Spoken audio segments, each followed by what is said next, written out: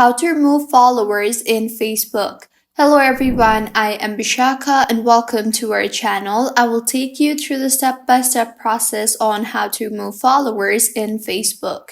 Now let's get right into the tutorial. Firstly, go ahead and open the Facebook application on your device and tap on the bottom right of your screen.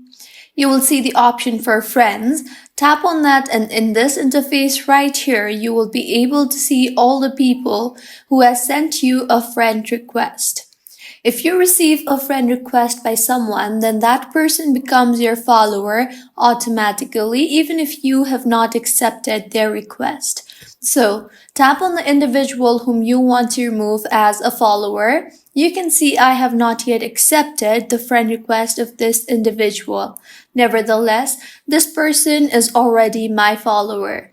So tap on the three dots you see there. In the interface that you will be led to, you will see the option for block. Tap on that, and in the pop-up that appears, tap on block again, and with this the follower will be removed.